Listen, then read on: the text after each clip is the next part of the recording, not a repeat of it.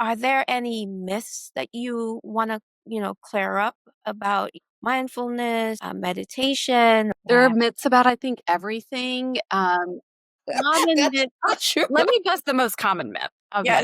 meditation is that there's a right way to do it and a wrong way to do it. It is not controlling your thoughts. It's not having to feel blissful. It is not about doing it right because what is mindfulness? It is non judgment. So Right. if we're starting to judge our practice, which I see a lot of people doing, like, I just can't meditate or I can't do that. No worries. It just means your system just isn't ready to sit down and, follow a mantra or a guided meditation. But there is something else that your system is asking for. Hi, this is the Care Room with Dr. Cindy. Welcome. It's a space that was created just for you. I'm your host, Dr. Cindy, and this is a chance to get up close and personal with me. We're going to talk about the things in medicine that matter to you. We'll talk about the questions you've been carrying. We're going to have some honest conversations. We're going to hold space for joy, struggles, and everything in between. It's care that goes beyond the exam room. Care you're going to take home with you, whether you're listening while you're driving or you're listening while you're exercising. I promise that it's going to be care that's rooted in truth and a deep commitment to walking with you every step of the way. I'm glad you're here. Hi, everyone. Welcome to another fun episode of the Care Room with Dr. Cindy. I have another special guest with me today. Today we have Dr. Rashmi Schramm from Florida, all the way from Florida, joining us here to talk to us today about nervous system regulation, mindfulness, helping us feel better. But before we get started, I'll let her introduce herself and tell us all about her. The floor You is bet. yours, Dr. Schramm. Thank you so much, Dr. Cindy. It's such an honor to be here with you. So, just a little bit about me. I am a board certified family physician. I've practiced for a little over 24 years clinically right now. I am full time, host retreats for high achieving women. I coach high achieving women. I have a podcast and I have group programs as well. So, over the last few years, the last 3 or 4 years, I've kind of pivoted into this space. It's amazing to be here. I have years and years of practice and training with some of the things that you talked about of being a meditation teacher, Sure. of understanding the sort of the basics and then granular levels within a system called Ayurveda, which is lifestyle medicine. So, a lot of mind body medicine and ways in which we can look at healing that's a little bit more comprehensive than potentially what I was taught when I was going through medical school. I graduated from the University of Virginia School of Medicine, shout out, 25 years ago. And we did not talk about mind body anything. We didn't talk about emotional health. We didn't even talk about mental health very No, much. we So didn't. Oh, it was very much focused on physical and we don't need to get into that, but really ultimately what I do now, it feels like a dream, and I get to help folks navigate through their very busy lives with more ease, with more joy, with their own peace, which is their power. yeah, that sounds exciting. I want to know more. So, can you tell us what nervous system regulation is? You bet. Yeah. So it's a term that's now being used a lot, and I like to kind of go back to the idea that our organism already always has understood how to self-regulate. We just have moved away from so many of those knowings and so many of our own intuitive practices. And so I think it's helpful to talk about polyvagal theory, which Dr. Stephen Porges has talked about and has pretty extensive scientific studies in. And it's the idea, Dr. Cindy, you probably remember the vagus nerve, right? So that's the 10th Hmm. cranial nerve. It's the single most important healing nerve in our body. So the polyvagal theory is talking about that vagal nerve. And the idea is that the vagus nerve comes from the midbrain and it innervates almost every major organ system in our body. We have access to that vagal nerve through various somatic practices. By somatic, I mean body based practices. Okay. And it's also interesting to note that the vagal nerve is how the body is communicating to the brain. And so 85% of the fibers in the vagal nerve is afferent, meaning that the body is telling the mind what's happening rather than it being a very Western model you think of. We just always have to change our thoughts to change.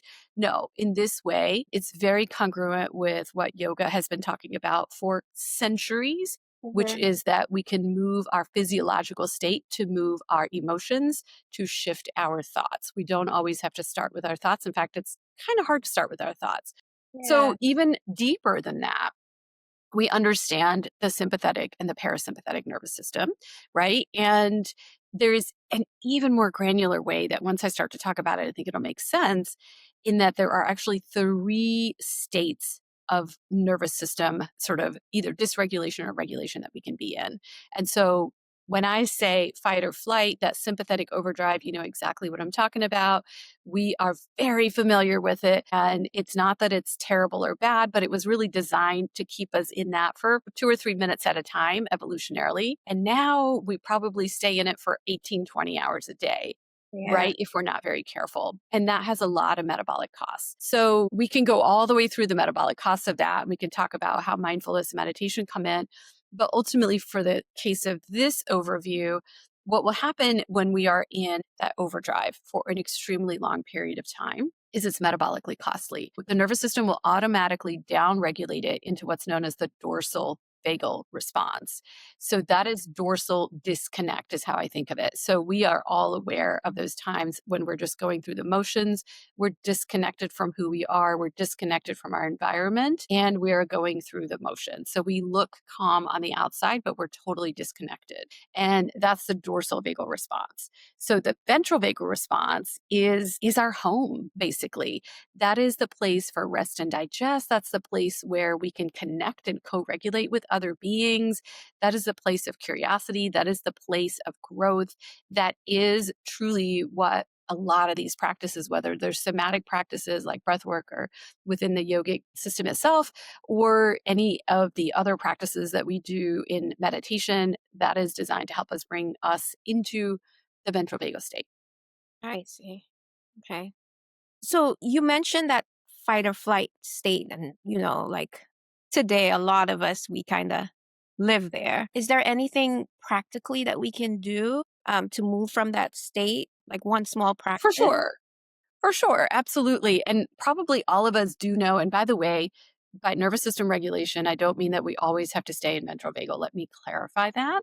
Sure. So, the ventral vagal state is an enormously helpful state for healing and growth and all of that. Hmm. It's difficult to stay there all the time. So, the more important part of regulation is awareness. So, if you become aware, like you said, of am in that sympathetic overdrive, we don't probably use those words. We say I'm stressed or I'm Yes. anxious or, all of those things. Like we don't say I'm in sympathetic overdrive, I'm stressed. No. So the idea is that we get to circle and cycle our way through these different ways of being so we can figure out how to come home to the ventral vagal state. And so, yeah, I mean, there's very simple things that we can do. Things like sighing can bring us into that ventral vagal state. It helps us regulate that, Okay. that nervous system. Deep yogic breaths where we activate the diaphragm or abdominal breathing. We have all different names for it, can help us let some of that stressful state go and come into that rest and digest state. I mean, that's what I do for a living. So, I mean, Sure. I could go on for hours and hours, but yes, there are movement, dance, singing, humming, breathing, meditation, all of those things, play, all of those things can bring us into regulation. Okay. Does it change depending on who you're talking to? Like male versus female, kid versus adult, older patient? Does it matter? Yeah, for sure, for sure. There's never a one size fits all as Mhm. far as like, hey, this is what's going to work for you for your lifestyle or for your lifetime. And even in my own lifetime, it's changed pretty drastically, like to where I'm much more somatically sort of noticing rather than being, from the head down where I was taught to be. And I learned how to be able to maneuver through those things. So, yes, of course, it's definitely not a one size fits all. Okay. And why should we do this, Dr. Schramm? Like, what are the long-term consequences if we don't get into that vagal state? Yeah. I mean, we see what's happening in the world. We see what's happening in our country. There is a chronically overstimulated state, right? There's a lot of chaos out there. And so over time, what does that result in? It results in obesity, it results in high blood pressure, it results in diabetes, it results in all the metabolic downstream effects of staying in a chronic fight or flight state. Yeah. And so it's worthwhile to look at, can we reduce the disease burden? Can we reduce our suffering in the world? And how can I do so in a way that suits me, that I'm interested in? Not because, why do I have to do it? I'm already like, nope, I'm never going to do that if someone says I have to do this. But it's more this like, am I curious? Like, what am I capable of? Like, what is my body capable of? Is it capable of at least, healing is not the same thing as curing something, by the way. Mm, They're totally different things. And so, can I reach a level of healing? Can I reach a level of softness internally? And a lot of times that is just an internal peace that we're looking for. sure. Can you dig into that some more and help explain that for us, the difference between healing and curing? Yeah. Or, I mean, there's so many different ways to look at it. I mean, we can take any single, let's take hypertension, for example, Sure. right? So, chronic hypertension, super common. And I think it's scary the amount of our population that now is diagnosed with hypertension. And so, how can we begin to heal? Maybe somebody continues to have super high spikes every time they're going either to work or they're going into a toxic situation. And so, if we can understand how we can heal that. And sometimes it means removing ourselves from the toxic situation. Sometimes it means bringing in a practice like breath work or some kind of joyful practice for them that helps them practice joy. And in that way, they can start to access what I think of as healing, which is a softness and a calmness. It doesn't mean we've cured your hypertension.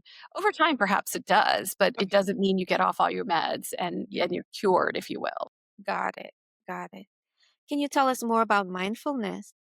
Sure, yeah. So mindfulness is all the rage, right? There's lots and lots of meditation apps now, mindfulness apps. And when I started to train as a meditation teacher, 15 years ago, none of that was there. And so when I was often teaching, like at my local Y, most people were like giving me the side eye, like, what's happening?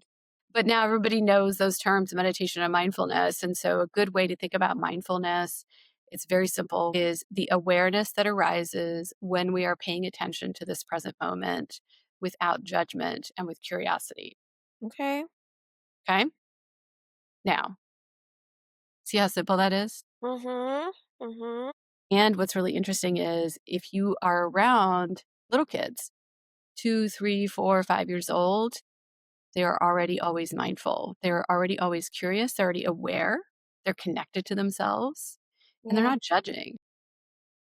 So I like to point that out to say, look, that's your innate state as a human being. It's just that all these layers of stress have started to add on to you.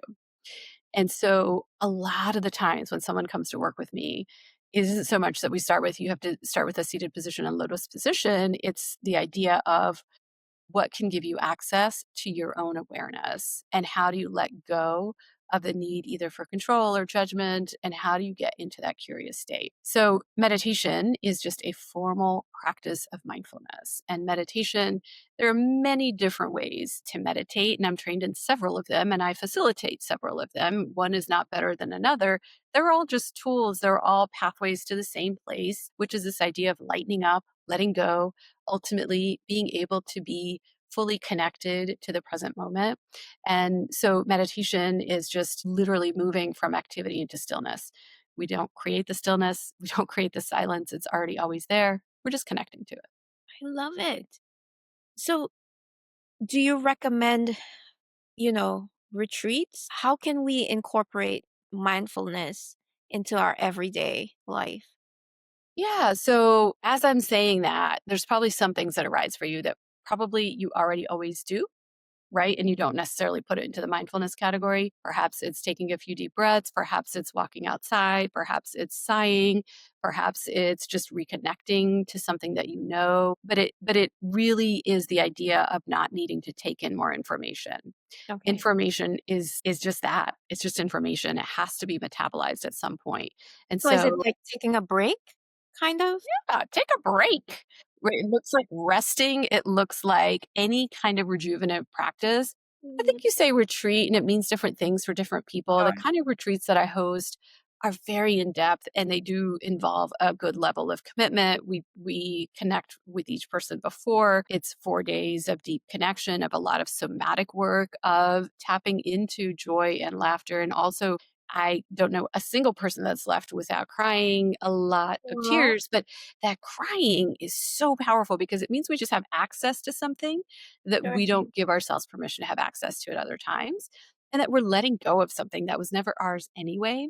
So I wouldn't necessarily say everyone needs to do a retreat. I would not say that at all. I would say, for the most part, just start to notice within your own self, like, what is maybe one practice that I can do today? Can I go outside for a walk? Can I just sit down and notice my breath for 2 minutes? Can I notice my thoughts? Because a lot of meditative practices is just remembering that we are the witness of our thoughts. We are not our thoughts. We are not our emotions. And so when we can create a little bit of spaciousness, I mean, that's it. That's the epitome of the human experience. That's what we're all here for. It's for that internal kind of like sense of liberty, if you will, of choosing how much suffering we're willing to undertake in this world. Nice. How did you get started in this, Dr. Schramm? Did you always Yeah. have an interest? Yeah. I have always had an interest. I was actually born in India, and I lived there for the first 12 years of my life, and I lived in a very large extended family, and I was very close to my grandmother, who was the matriarch of an incredibly beautiful and large family, and so she often would teach me a lot of these things. She had a lot of indigenous wisdom that had unfortunately been wiped out by the British colonization by the time my parents were growing up, to where I connected more deeply with it than I think my parents were able to, because they were shamed out of that indigenous culture a lot of times, as many colonized cultures will tell you. And so I was able to connect to these ancient roots of yoga and Ayurveda and meditation without necessarily calling them that. We don't necessarily call them that in India. And these indigenous healing systems, all of which I had to abandon once we moved to America, once we immigrated here, and I was in sixth grade, and all the throes of what sixth grade has, really didn't feel like I could stay connected to it. So completely assimilated into a different culture, which happened to be a very interesting rural Appalachian culture, which was very different than my urban Indian upbringing. And so it helped me understand capacity for adaptation and for assimilation, if you will, of fitting Sure. in, which is different than belonging. And Right. so once I got into college, I started to feel this real nudge again. And so I was actually a closet meditator. I would go to these group meditations, never told my friends, didn't tell anyone, never announced it to anyone, and was actually teaching a little bit on the side at a mental hospital that was there in the Blue Ridge Mountains. It was gorgeous. And I just didn't realize what a big deal and what a big impact that was making on me. And Sure. so fast forward through medical school, through residency, and then I started having kids and little kids, and my husband was working a lot, I was working a lot, and I was super stressed all the time in that sympathetic overdrive, using tools that were zero good for me, right? Like alcohol, overeating, like overdoing as a way to numb myself out for stress relief. That's what we're taught. Yeah. And I was like, this is a dead end loop. I could see this is a dead end loop. And I looked around and everybody was like, well, this is kind of the best we can do. It's just how it is. And, on the outside, it looked pretty fantastic. I had kids, I had the house, I had the cars, I had the career, and I was a flaming hot mess inside. And so I knew that something had to be done. And I mean, literally, I became a hot mess. I, first started with a lot of mental symptoms, so a lot of anxiety, a lot of anxiety, which I was numbing. And then I started to have emotional issues. And even that wasn't good enough for me to seek help, right? Because we're shamed out of that back then. Mm. And so I waited until I got physical symptoms. And so I waited until I had chronic daily migraines. I had GI issues. I was passing kidney stones, seeing patients in my office at the age of like 35. Like, these are not normal things. And yet if you can trace it back, yeah, it was chronic daily stress. Of course it Yeah. was. Yeah. And so at whatever point when I had hit the dead end with the tools that were known to me at that time, I said, wait a second, like the times I felt most connected and peaceful were the times when I was having some kind of meditative practice. And so I brought that back in because I had a foundation, but I didn't have any support system. Like, I think we need a support system when we're trying something like that. And so I was a crisis meditator at that time. I was a closet meditator, and then I was a crisis meditator. I basically would like meditate and my migraines would get better after a couple months and I'd be like, I'm done with that. And, go back to my usual super stressful life. And not that I wasn't in my super stressful life, but just abandoning those tools. So ultimately, I did enough cycles of those where I was like, I need help. I need help. And I looked around. There was no social media, by the way, that didn't exist back then. There was like hardly any internet stuff. And so, but I found the Chopra program. They were in California and I started to travel there. And so I signed up to be a meditation teacher, not because I thought I was ever going to teach or ever do anything in that category, but that was how I knew. Because when I saw the program, it said, if you're going to do this for the next 2 years, you got to sign here and say you're going to meditate twice a day. And I'm like, yes, please. Like I needed that external accountability. Right. No, I needed it, but I needed it. So that was the beginning of this whole story. And that was, decades ago. It was how I started to incorporate meditation practices into my practice. That's how my whole staff had to meditate with me every day at lunch. That's how I started to do the YMCA stuff. Like it just had built up on itself. And then when COVID hit and we had the lockdown, a friend of mine was like, why are you not doing this online? And I'm like, what is Zoom? Right. I don't like, how does meditation work if I'm not in person? It was like a shock to me that you could even teach that. And so I started to step into that a little bit, very lightly at first, and then it just took off like a flame. And that's 5 years ago and it's still going very strong. That's awesome. I am so inspired because I can totally relate as, physicians because we're trained. It's almost like you have to expect to be stressed, you Yeah, know. yeah, for sure. Give your whole life to it. Burnout is the norm. Find another hack, find another productivity thing because rest is Yes. not an option. Yes, yes. But Dr. Shram, so this podcast, it speaks to, or the audience is for, a lot of my patients who are listening. What would you say to someone just like you, during that stage of your life, just, having the emotional symptoms, the mental symptoms, the physical symptoms, and they're just pushing through life. Knowing all that you know now, what would you say to that patient? Yeah, for sure. And by the way, those were 95% of my own patients as well, which was why I was like, there's got to be something else here. Right. And so it is rampant. So you're not alone. And at the same time, burnout is the norm. And the idea of pushing ourselves to the hardest is the norm, hustle culture, all of that stuff is you get to ask for help. You get to ask for help. And you don't have to do it all alone. I think a lot of this self help stuff is super helpful. And I talk about this on my podcast, which is called Inner Peace and Power. Yes, we begin with self. And so, yes, self help is important and self care is important. And at the same time, we have to have community around it. And so, a lot of what I do is build community, and that's what you're doing as well. So, I would say, first and foremost, look around, ask for help. Who's doing okay? Who is regulated? Who's got a regulated nervous system? Ask them how they got there. Reach out and do that in person. Sure, if you can make a phone call, great. Or if you got somebody on Zoom, great. But social media oftentimes is just there to, we live in a capitalism system. So they're there to sell you something. So take those little baby steps and remember to be really soft with yourself.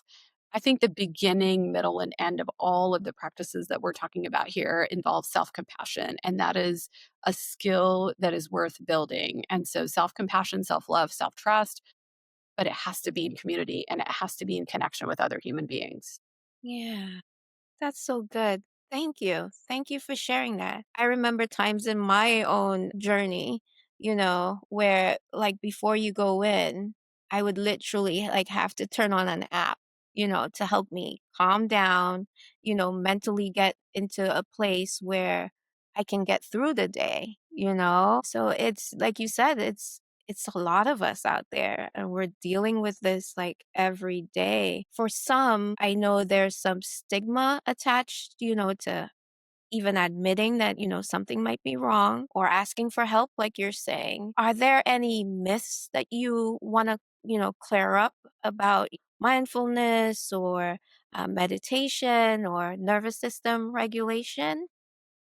There are Yeah. myths about, I think, everything. Common That's myth. not true. Let me bust the most common myth of Yes. meditation is that there's a right way to do it and a wrong way to do it. Sure.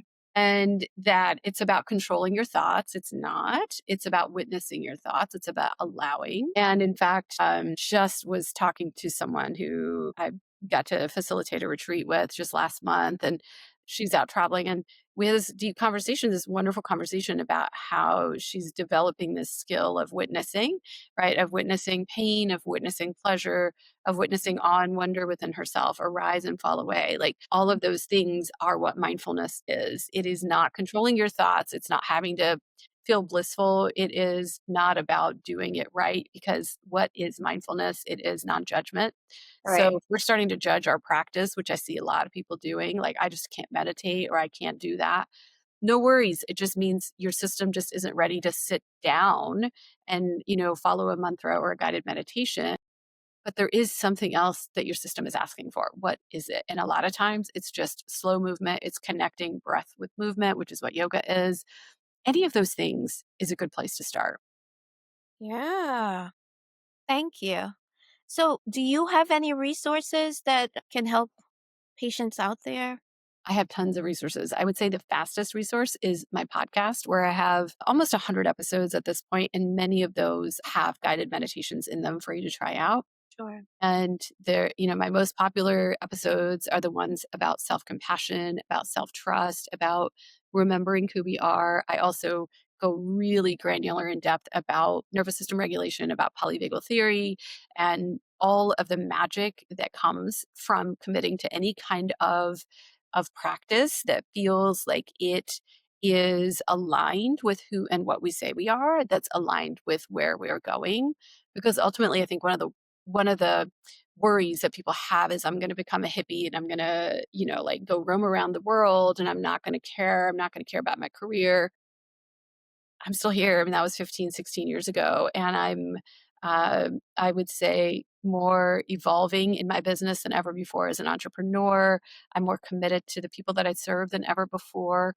And I have a personal freedom that's not necessarily in any way, shape, or form connected to the outcome, but Sure. my drive has never changed. And I think that's where the suffering comes is we have intentions. We put our attention on our intention. It's called sankalpa, and then we become attached to that particular result of I'm going to see X number of patients or I'm going to do this thing. That's what causes the suffering, not the actions. We just get to take our actions. Interesting. Never thought of it like that. Wow. That's in yoga. Yeah. I need to do yoga. So, is there anything for families that you can do as a family or with? 100%. Yeah. I think any of those, there are lots of apps out there. Headspace has some that are just kids don't necessarily young kids, we need to learn from them. So if you've got a Yes. little kid around, watch how they are and mimic that. That sense of curiosity and awe and wonder is what your key is to mitigating that chronic daily stress. Yeah. So that's one resource, but also really like I'm sure talk to Dr. Cindy, right? Like you have whole health care, like you have whole family care. And ultimately like look around, see what works, see what makes sense for you. I have a YouTube channel as well. I forgot to mention that. That's tons of resources that are there as well for ideas, for ways in which you can tap into it. And all of that is just free. You can explore all of that at your own pace and see if any of that makes sense for you. Sure. And just to clarify, because I'm sure a lot of the listeners will have this question, is there a religious association with this? Yeah, I guess that's another myth. Maybe that's what you were asking about. Yeah. No, there's nothing religious about yoga. I know that a lot of times there's a fear about that. Yeah.